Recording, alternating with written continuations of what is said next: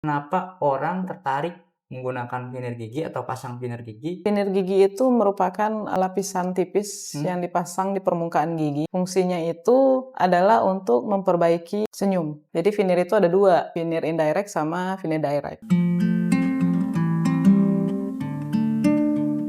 Halo Sobat Mandawa, balik lagi dengan saya Aditya Nanda di podcast Tanya Dok. Di podcast ini kita akan membahas mengenai berbagai macam topik dan permasalahan mengenai estetika dan anti-aging, kesehatan gigi dan mulut, dan juga penyakit kulit dan kelamin. Dan di episode ini yang akan kita bahas adalah mengenai kesehatan gigi dan mulut. Saya tidak akan sendirian karena akan ditemani oleh dokter kita, Dokter Ovila. Halo Dok, Adit. kita lanjut lagi ya dok. Boleh. Kali ini mengenai veneer gigi ini dok. Yang ingin saya tanyakan sebetulnya agak panjang nih sedikit. Ya, yaitu veneer gigi itu sebenarnya seperti apa? Dan kemudian kenapa orang tertarik menggunakan veneer gigi atau pasang veneer gigi, dan manfaatnya itu apa sih? Oke, jadi veneer gigi itu merupakan lapisan tipis yang dipasang di permukaan gigi. Nah, itu biasanya berbahan keramik ataupun komposit. Oke. Nah, fungsinya itu adalah untuk memperbaiki senyum, gitu. Jadi ada orang-orang dengan misalnya proporsi ukuran giginya tidak proporsional, gitu. Ada bentuk giginya sedikit berjejal atau di antara giginya berjarak. Untuk gigi depan ya, kalau veneer itu khusus untuk gigi depan. Berarti khusus depan. Jadi untuk memperbaiki itu semua adalah namanya tindakan veneer, gitu. Kalau prosesnya itu seperti apa dok? Dan sakit nggak pas pasangnya?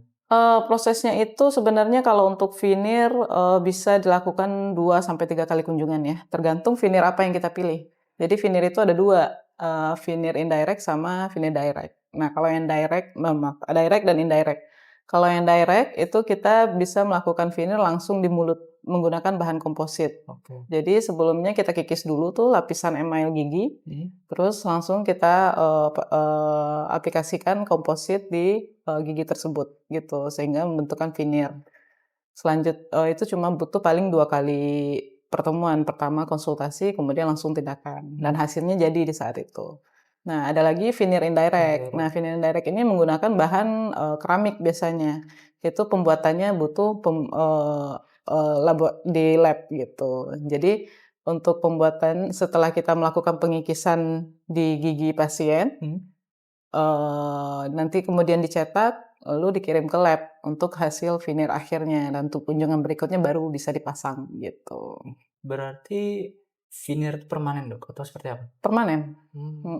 Pasang gigi permanen. Tuh. Terus kalau misalnya sudah melakukan veneer nih dok, berarti itu giginya sehat atau seperti apa dok? Gini ya, semua orang tuh bisa melakukan veneer sebenarnya, cuman ada kondisi-kondisi tertentu yang menyebabkan kita lihat dulu nih kondisi giginya gitu, kondisi giginya. Kalau kondisi giginya memang udah tidak ada yang masalah gigi yang lebih serius, maka bisa langsung dipasang veneer dan sesudahnya tidak ada masalah gitu. Tapi kalau misalnya ada masalah gigi yang serius sebelum veneernya, jadi kita harus melakukan perawatan itu dulu tuh, perawatan lainnya. Misalnya seperti gigi yang rusak nih, kerusakannya udah dalam atau udah kena saraf, jadi kita melakukan perawatan PSA dulu. Atau untuk pasien yang keadaan gusinya masih tidak bagus ya, agak gusinya ada peradangan atau apa, kita harus selesaikan dulu masalah gusinya, baru bisa dilakukan veneer. Tapi sesudah veneer sih tidak ada nggak ada masalah sih gitu. Kalau perawatan dok, setelah pasang veneer ada perawatan khusus kah? Untuk perawatan khusus sih enggak ya. Untuk veneer direct karena kita berbahan komposit, jadi mungkin ada sedikit terjadi perubahan warna seiring berjalannya waktu. Jadi kalau bisa penggunaan misalnya kita kalau mau makan atau minum makanan yang berwarna, minum-minum yang berwarna, sebisa mungkin hindari terkena permukaan gigi yang depan gitu. Berarti Kalau pantangannya tuh ya? minum kopi bisa pakai sedotan, minum teh pakai sedotan gitu. Nggak boleh pakai gelas? usahakan jangan diseruput Jangan. gitu. Oh, Kalau kita menggunakan veneer indirect. itu. Tapi kalau veneer direct yang Direct. berbahan komposit.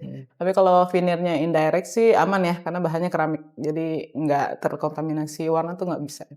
Kalau makanan tuh ada yang Makanan dipantau? hindari makan makanan yang keras. Wah, hampir sama Karena kayak behel ya. iya hampir sama Dari kayak awalnya behel. Karena kan perawatannya. kita ada bahan yang ditempel di gigi ya. Takutnya ada risiko patah gitu. Tapi ya makanannya kalau yang kerasnya masih kategori biasa sih nggak apa-apa. Yang nggak boleh tuh keras-keras banget gitu. Oke. Terus Dok, agak penasaran dikit nih. Eh, kan veneer tuh putih ya pasti. Itu disamakan dengan gigi asli atau gimana? Belang dong. Kalau misalkan. Sebenarnya sih tergantung keinginan pasien ya. Kita juga kalau veneer itu direkomendasikan sebatas garis senyum. Gitu. Oh. Jadi kalau misalnya kita batas senyum dari gigi taring ke gigi taring ya cuma itu aja. Oh, iya. Tapi kalau senyumnya lebar lagi kita sarankan tambah lagi di belakangnya gitu. Berarti atas bawah juga. Atas bawah juga tergantung garis senyumnya. Oke. Jadi kalau untuk belang dengan gigi yang lain sih enggak. Enggak Cuman ya itu tergantung pasiennya, request pasiennya mau putihnya seberapa. Nanti kita ada tingkatan warnanya juga gitu. Oke. Cukup Dok. Atau ada tips lagi untuk sobat Pandawa di luar sana yang masih ragu atau mau pasang veneer seperti apa dari dokter? Dari saya sih itu aja sih cukup sebenarnya. Cukup ya. Oke, yang penting disesuaikan sih yang saya simpulkan tadi, disesuaikan sama warna si gigi aslinya atau yang diinginkan supaya tidak belang. Iya, benar. Karena dari Dokter Ovila juga sudah cukup sekian, kita akhiri episode kali ini. Tentunya jangan khawatir, Sobat Pandawa, masih banyak episode-episode selanjutnya yang akan dibahas di podcast Tanya Dok. Tentunya dari berbagai topik, permasalahan, treatment, dan juga penyakit mengenai kesehatan gigi dan mulut, estetika dan anti-aging, dan juga penyakit kulit dan kelamin. Dan tentunya tetap stay tune, jangan lupa like, komen, share, subscribe supaya channel Klinik Utama Pandawa semakin oke lagi. Saya Aditya Ananda. Saya Dr. Gigi Ovila. Pamit undur diri. Terima kasih. See you to the next episode. Bye bye.